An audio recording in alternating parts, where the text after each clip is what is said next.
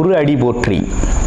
இப்போ பார்த்தீங்கன்னா 2025 தமிழ் வருட பிறப்பில் பார்த்தீங்கன்னா 12வது மாதம் கடைசி மாதமான பங்குனி மாதத்திற்கு என்ன விதமான பலாபலன்கள் ஒவ்வொரு ராசிக்கும் இருக்குது அப்படிங்கிறத நம்ம விரிவாக தெளிவாக பார்க்க இருக்கிறோம். அந்த வகையில் பங்குனி மாதம் அப்படின்னு எடுத்துக்கிட்டோம்னா பங்குனி உத்திரம் அப்படிங்கிறது மிக சிறப்புமிக்க பண்டிகையாக இருக்குது. அது மட்டும் இல்லாமல் இந்த பங்குனி மாதத்தில் 7 சுப முகூர்த்தங்கள் வருது. பங்குனி மாதத்தில் தான் பார்த்தீங்கன்னா கிராமப்புற திருவிழாக்கள் தொடங்கக்கூடிய ஒரு காலகட்டமாக இருக்குது. இந்த பங்குனி மாதத்தில் சூரிய பகவான் பார்த்தீங்கன்னா காலச்சக்கரத்தின் 12வது ராசியான மீனம் ராசியில் அமர்ந்து அருள்பளிக்கக்கூடிய ஒரு அற்புதமான மாதமாக இந்த மாதம் இருக்குது. இந்த மாதத்தை பொறுத்த வகையில் பல்வேறு விதமான சிறப்பு பண்டிகைகள் இருந்தாலும் திருவிழாக்களும் திருமணங்களும் அதிகமாக நடக்கக்கூடிய ஒரு மாதமாக இந்த பங்குனி மாதம் அப்படிங்கிறது அமைஞ்சிருக்கு. நேயர்கள் அனைவருக்கும் இந்த பங்குனி மாதத்தில் ஒவ்வொரு ராசிக்கும் எப்படி இருக்கும், என்னென்ன விசேஷங்கள் இருக்குது, என்ன செய்யலாம் என்ன செய்யக்கூடாது, என்ன விதமான வழிபாடுகள் செய்யலாம் அப்படிங்கிறதை பற்றியும் என்னென்ன முயற்சிகள் கை கொடுக்கும் அப்படிங்கிற பற்றியும் முழுமையாக தெளிவாக நம்ம பார்க்க இருக்கிறோம். நம்ம வீடியோவை தொடர்ச்சியாக நீங்கள் முழுமையாக பாருங்கள். இப்போ உங்களுடைய ராசிக்கு எப்படி இருக்கு அப்படிங்கிறத இப்போ பார்க்கலாம். கடகராசி காலச்சக்கரத்தின் 4வது ராசியான கடகராசி சந்திரனை ஆதிக்கமாக கொண்டவர்கள், அம்மன் அருளை முழுமையாக பெற்றவர்களாக இருக்கக்கூடிய நீங்கள் உங்களுக்கு எப்படி இருக்கு அப்படிங்கிறத பார்க்குறோம். இந்த கடகராசி அப்படின்னு எடுத்துக்கிட்டோம்னாலே பார்த்தீங்கன்னா மற்றவங்களுக்காகவே வாழக்கூடியவர்கள், எந்த ஒரு சூழ்நிலையிலும் அன்பு அப்படிங்கிற ஒரு விஷயத்தை ஆயுதமாக பயன்படுத்தக்கூடியவர்கள் தான் இந்த கடகராசி அன்பர்கள். இவங்களை பொறுத்த வகையில் கோபம் அப்படிங்கிறது வெளிக்காட்ட தெரியாது. அதே நேரத்தில் எல்லாரையும் ஏற்றுக்கொள்ளக்கூடிய ஒரு குணம் கொண்டவர்கள். ஆமாம், அன்பாக செயல்படக்கூடியவர்கள். இயற்கையாகவே இவங்களுக்கு பார்த்தீங்கன்னா மனதில் அதாவது இனம் புரியாத ஒரு சிந்தனை அப்படின்னா என்னென்னா கற்பனை சிந்தனை, அதாவது மனதை அழகாக வச்சுக்கிறது, இயற்கையை ரசிக்கிறது அப்படிங்கிற ஒரு விஷயம்லாம் இயல்பாகவே உண்டு. என்ன பண்ணாலும் ஒரு தாய் தன் குடும்பத்தை குழந்தைகளை எப்படி பார்த்துக்குவாங்களோ அப்படி மாதிரி தன்னோட குடும்பத்தை கட்டி காப்பாற்றக்கூடியவர்கள். எப்பேற்பட்ட எல்லைக்கும் போவாங்க தன்னோட உறவுகளுக்காக. அப்படிப்பட்டவங்க தான் நம்ம கடகராசி அன்பர்கள். கடகராசியை பொறுத்த வகையில் பார்த்தீங்கன்னா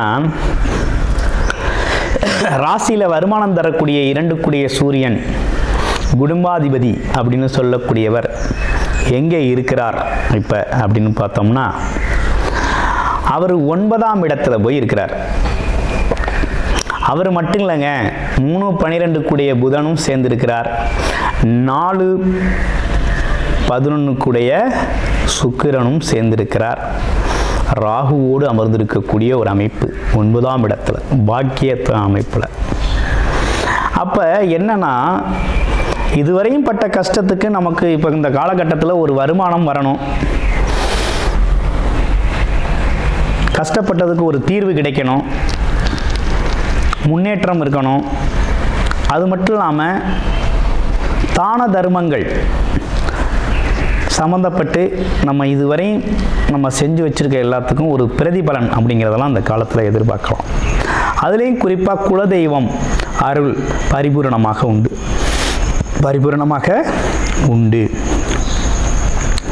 ஆமாம், இந்த காலகட்டத்தில் என்னென்னா சில வாய்ப்புகள் உங்களை தேடி வரப்போகுது. இதுவரையும் நீங்கள் வாய்ப்புகளை தேடி அலைஞ்சிங்க. இன்னொன்று பார்த்தீங்கன்னா இந்த அஷ்டமச்சனி பாதிப்பு அப்படிங்கிறது கடகராசியை போட்டு வறுத்து எடுத்துருச்சு. உடல் ரீதியாக மன ரீதியாக ஆமாம் உறவுகள் சம்மந்தப்பட்டு பெரிய பிரச்சனைகளை சந்திச்சிங்க. சில பேர் மனநிலையே பாதிக்கப்பட்டுச்சு. சில பேருக்கு உடல் ஆரோக்கியம் ரொம்ப கெட்டு போச்சு. சில பேருக்கு வருமானம் இல்லை. ஒரு சிலருக்கு பார்த்தீங்கன்னா சொந்த உறவுகளில் பார்த்தீங்கன்னா கணவன் மனைவி மற்றும் உறவுகளில் ஒரே சண்டை சச்சரவு மனஸ்தாபங்கள் ஏற்பட்டுச்சு. அதெல்லாம் கொஞ்சம் படிப்படியாக இப்போ மாறிடுச்சு, குறைஞ்சிருச்சு. அது குறைந்தாலும் வருமானம்லாம் எப்படி இருக்குது அப்படின்னு பார்த்து போனோன்னா இனிமேல் நல்ல வருமானம் வரக்கூடிய அமைப்பு தாங்க. ஒன்றும் பயப்பட வேண்டாம். இனிமேல் உங்களுக்கு வருமானம் அப்படிங்கிறது நல்லபடியாக வரும். அரசு காரியங்கள் நல்லா நடக்கும். அப்பா மூலமாக உங்களுக்கு சேர வேண்டிய சொத்துக்கள், அதாவது முன்னோர்கள் மூலமாக கிடைக்க வேண்டிய பாக்கியங்கள் அனைத்தும் கிடைக்கக்கூடிய ஒரு அமைப்பு.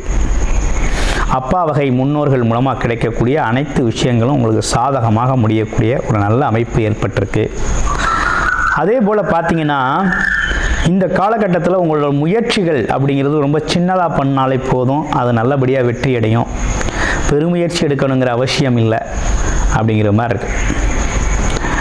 ஆமாம். அதே போல் அந்த பழங்க இந்த பத்திரம் மற்றபடி சில விஷயங்களில் ஒப்பந்தம் போடுறது, கையெழுத்து போடுறது, ஆமாம், இந்த மாதிரி விஷயங்கள்லாம் கொஞ்சம் படித்து பார்க்காம எதையும் செய்ய வேண்டாம். கொஞ்சம் படித்து பார்த்து கவனமாகவே செய்யுங்க. ஏன்னா ராகு இருக்கிறதுனால கொஞ்சம் பிரம்மாண்டம், பேராசை, சொல்கிறது ஒன்றா இருக்கும், செய்கிறது ஒன்றா இருக்கும். ஆமாம், அதனால் கொஞ்சம் கண்ணால் காதால் பார்த்து தெளிவடைந்து சில விஷயங்களை மற்றவங்களுக்காக செய்கிறது நல்லது.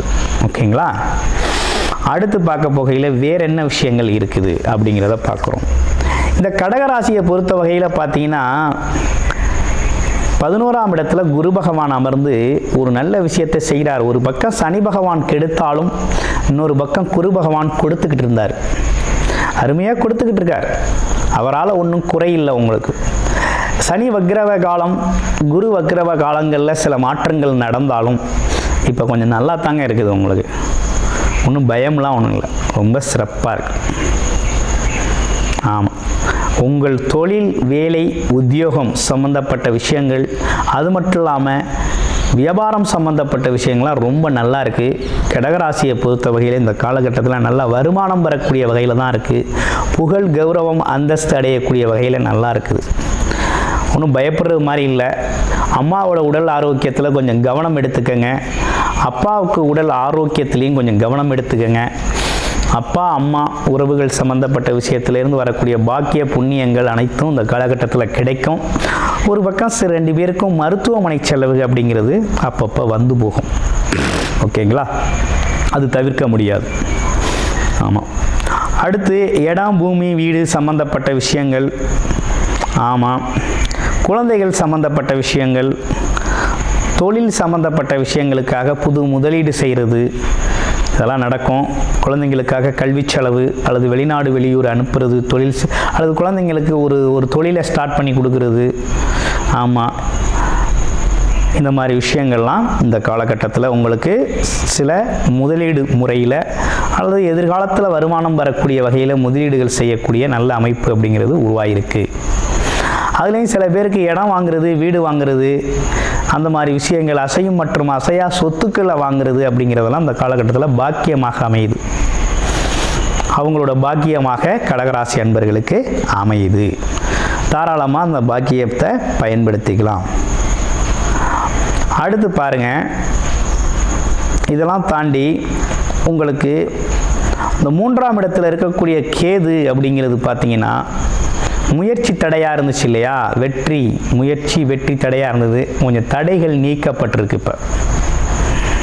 ஆமாம், அப்போ உங்களோட முயற்சி அப்படிங்கிறது பலிதமாகக்கூடிய வகையில் தான் இருக்குது. கிட்டத்தட்ட உங்களுக்கு ஒரு நல்ல காலம்தான் பிறந்திருக்கு அப்படின்னு சொல்லணும். ஏன்னா 5ஆம் இடத்தை, உங்கள் ராசிக்கு 5ஆம் இடத்தை குரு பகவான் பார்க்குறாரு, 7ஆம் இடத்தையும் பார்க்குறாரு. அப்போ பார்த்தீங்கன்னா கிட்டத்தட்ட நல்ல விஷயங்கள் தான் நிறைய நடக்க இருக்குது. உங்களுக்கு ஒன்றும் பெருசாக கெடுதல்கள் அப்படிங்கிறது ஒன்றும் பெருசாக இல்லை. இருந்தாலும் உங்களோட ராசியில் உங்களோட லக்கணம் என்ன, பிறப்பு ஜாதகத்தில் என்ன தசாபுத்தி அமைப்புகள் நடக்குது அப்படிங்கிறத பொறுத்து சில மாற்றங்கள் இருந்தாலும் உங்களுடைய சுய ஜாதகம் அப்படிங்கிறது ரொம்ப முக்கியம். ஏன்னா கடகராசி அன்பர்களுக்கு நம்ம நிறைய பேருக்கு நிறைய ஜாதகங்கள் பார்த்துருக்கோம். அந்த வகையில் அவங்களுக்கு அஷ்டமச்சனி அப்படிங்கிற ஒரு விஷயம் தான் ரொம்ப பாதிச்சது. குரு பகவான் நல்லா சப்போர்ட் கொடுத்தாரு. ஆமாம், உங்களுடைய லக்கணம் என்ன, நட்சத்திரம் என்ன விதமான தசாபுத்தி அமைப்புகள் நடக்குது அப்படிங்கிறத பார்த்துட்டு இந்த மாதத்தை, பங்குனி மாதத்தை சிறப்பாக கொண்டாடுங்கள். பங்குனி உத்திர திருவிழாவை ரொம்ப அற்புதமாக நீங்கள் செலிப்ரேஷன் செஞ்சுக்கலாம். ஆமாம், முருகனோட வழிபாடு அப்படிங்கிறது ரொம்ப முக்கியம் உங்களுக்கு. அடுத்து பாருங்கள், உங்கள் ராசியில் இருக்கக்கூடிய நட்சத்திரம்னு எடுத்துக்கிட்டோம்னா புனர்பூசம் நட்சத்திரம் முதல் நட்சத்திரம். ஆமாம், குருவோட நட்சத்திரம். ஆமாம், மதிப்பு மரியாதை அதிகமாக எதிர்பார்க்கக்கூடிய குணம் இருந்தாலும் ஆமாம், எல்லோரையும் மன்னித்து அரவணைத்து செயல்படக்கூடிய ஒரு ஆற்றல் உடையவர்கள். இந்த காலகட்டத்தில் ஒரு பெரிய பணப்பொருளாதாரத்தை எதிர்பார்த்துருப்பீங்க. ஆசைகள் நிறைவேறக்கூடிய வகையில் உங்கள் விஷயங்கள் நிறைவேறும். ஒரு கௌரவம், புகழ், அந்தஸ்து, மதிப்பு, மரியாதையெல்லாம் அதிகரிக்கும். அடுத்து பூச நட்சத்திரம். சொந்தமாகவே தொழில் செய்யணும் அப்படிங்கிறது தான் உங்கள் எண்ணமாகவே இருக்கும். அது மட்டும் இல்லாமல் தொழிலில் தான் சாதிக்கணும் அப்படின்னு இருப்பீங்க. ஏதாவது ஒரு கர்மம் அப்படிங்கிற ஒரு விஷயம் செஞ்சே ஆகணும் அப்படின்னா தொழில் செஞ்சே ஆகணும் அப்படின்னு அர்த்தம். அப்போ தொழில் ரீதியான உங்கள் சிந்தனையும் செயலும் வெற்றி பெறக்கூடிய வகையில் இந்த காலகட்டத்தில் உங்கள் தொழில் ரொம்ப செழிக்கும். தொழிலுக்கான முதலீடுகள், புது முதலீடுகள் செய்வீங்க. குலதெய்வ அருளோட, முன்னோர்கள் ஆசீர்வாதத்தோட உங்கள் தொழில் வெற்றி அடையும் அப்படிங்கிறதுல எந்த மாற்றம் இல்லை. நல்ல லாபம் கிடைக்கும். அடுத்து ஆயில்ய நட்சத்திரம். ஆயில்ய நட்சத்திரத்தை பொறுத்த வகையில் எப்படி இருக்குது அப்படின்னு பார்த்தோம்னா, இந்த காலகட்டத்தில் அப்பாவோட உடல் ஆரோக்கியத்தில் கொஞ்சம் கவனம் எடுத்துக்கங்க. உங்களுக்கு கொஞ்சம் வருமானத்தில் பெருசாக ஒன்றும் குறையில்லை. நல்ல வருமானம் தேடி வருது. ஆமாம், நல்ல வருமானம் வருது. ஆமாம், வருமானத்திற்கு ஏற்ற செலவு அப்படிங்கிறது மட்டும் இந்த காலகட்டத்தில் கொஞ்சம் தவிர்க்க முடியாமல் இருக்கும். சொந்தமாக தொழில் செய்கிறவங்க கொஞ்சம் தொழிலில் ஈடுபட முடியாமல் கொஞ்சம் பல்வேறு விதமான அலைச்சல் திருச்சல்கள் இருந்தாலும் உங்கள் வாழ்க்கை சுகமாக தான் இருக்குது. பணம், பொருளாதாரத்தில் எந்த ஒரு குறையும் இல்லாமல் நல்லபடியாக போகும். கிட்டத்தட்ட அரசு காரியங்கள் கொஞ்சம் நல்லபடியாக நடக்கும். அப்பாவோட சொத்துக்கள் உங்களுக்கு கிடைக்கும். ஸோ கடகராசியை பொறுத்த வகையில் கொஞ்சம் நல்லா தான் இருக்குது. ஒன்றும் பயப்படுற மாதிரி இல்லை. அப்போ வருகின்ற இந்த பங்குனி மாதம் அப்படிங்கிறது ஒரு சிறப்பான மாதமாகவே உங்களுக்கு அமைஞ்சிருக்கு. உங்களோட தசாபுத்தி எப்படி இருக்குது அப்படிங்கிறத பார்த்துட்டு சொல்கிற விஷயங்களை ஃபாலோ பண்ணிக்கோங்க. நன்றி, வணக்கம், வாழ்த்துக்கள்.